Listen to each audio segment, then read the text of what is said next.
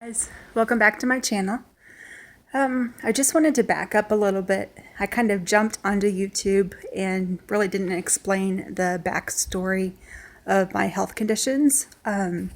So roughly about 10 years ago, I was diagnosed with type 1 diabetes, Hashimoto's thyroiditis, and rheumatoid arthritis. So when these things first hit me 10 years ago, like I was able to still work and still function, but in 2015, my entire world crashed on June 27th, 2015.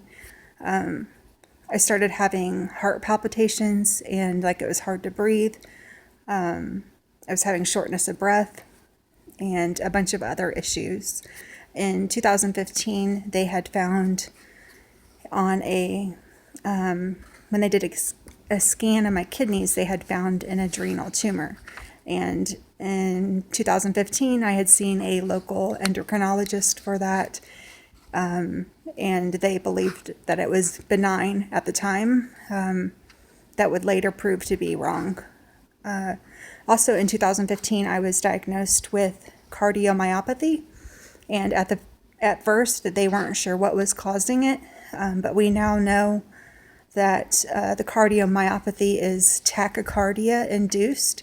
So tachycardia is like a continuous fast heart rate, and my heart rate ranges from 80 beats per minute, which is pretty normal, up to over 200 beats per minute when I stand up. So that is not normal. My heart has been weakened over years and years of having undiagnosed tachycardia when I stand up and often when I lie down too. So yeah, tachycardia-induced cardiomyopathy. And the tachycardia is coming from a disorder called dysautonomia, also called autonomic dysfunction. Autonomic dysfunction is a failure of your body to do everything that it's supposed to, like without you thinking about it. So, for example, we don't have to think about our food to digest it. We don't have to think about our heart rate. We don't have to think about our breathing rate or respiration rate. We don't have to think about our blood pressure.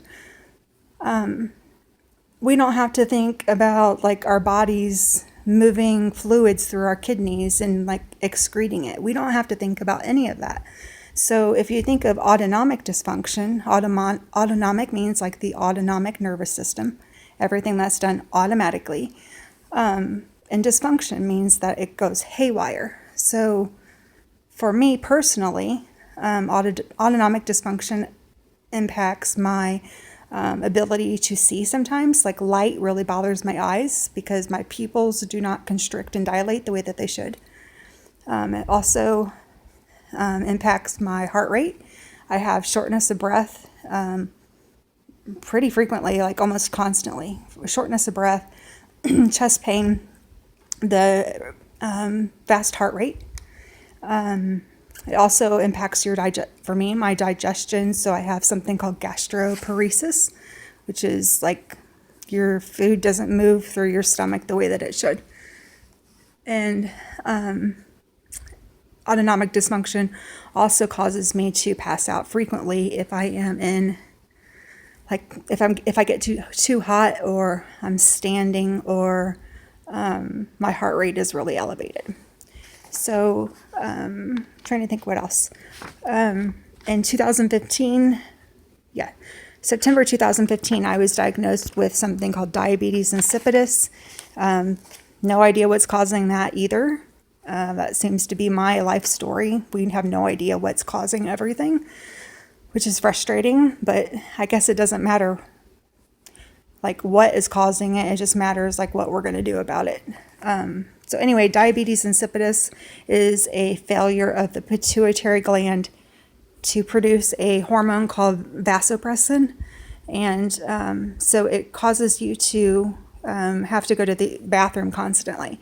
Like a normal person will lose maybe 1 to 2 liters a day of fluids, and I lose anywhere between 15 and 20 liters a day of fluids. So you can see how that gets to be a problem really quickly.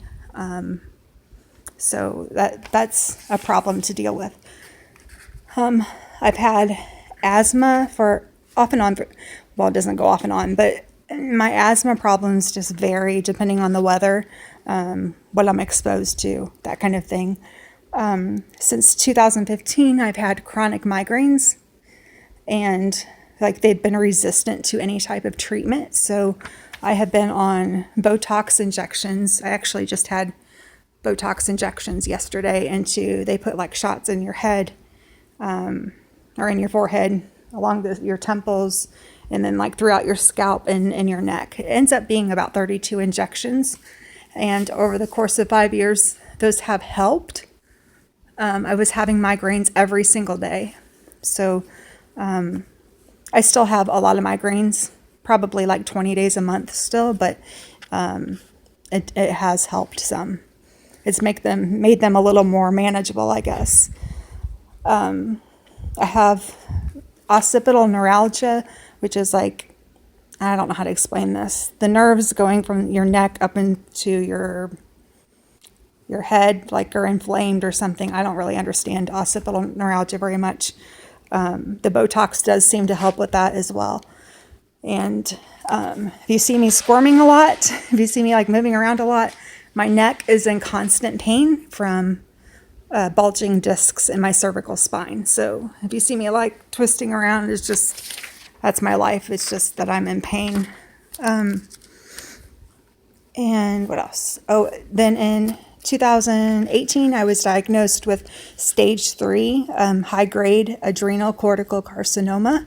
And if you don't know what adrenal cancer is, you can look at my other videos, and I tell you a little bit about it and my diagnosis story. It is a rare form of cancer with a poor prognosis, and there are not very many places you can go in the United States to be treated for it. Because of the adrenal cancer, I have something called adrenal insufficiency, which I'll probably talk about in a different video. And my most recent diagnosis is Graves' disease. And I had symptoms of that. Well, my blood sugar, not my blood sugar, my blood work showed in June of this past year, June of 2019. My blood work showed that I was hyperthyroid, and I discussed it with my primary doctor, and they kept telling me I was hypothyroid. So I was on Synthroid at the time for like hypothyroid, and they're like, oh no, just keep taking it. You're still hypo. And I had looked it up, and there was no way, judging from my blood work, that I was hypo. So I stopped taking it. And it finally took in August of 2019. I was in the ER for heart issues. Like my heart was going crazy. I was having something called PACs, pre-atrial contractions. And the ER doctor noticed that my thyroid blood work, because where I go to the hospital is like where all my doctors are in network. He mentioned, he's like, something's up with your thyroid and you really, really need to get this checked out. Yeah, that's kind of scary that Graves' disease can mess with your heart when I already have heart problems. But I'm going to talk about my latest health updates in another video. So anyway, this is just a video to describe like my health problems and conditions.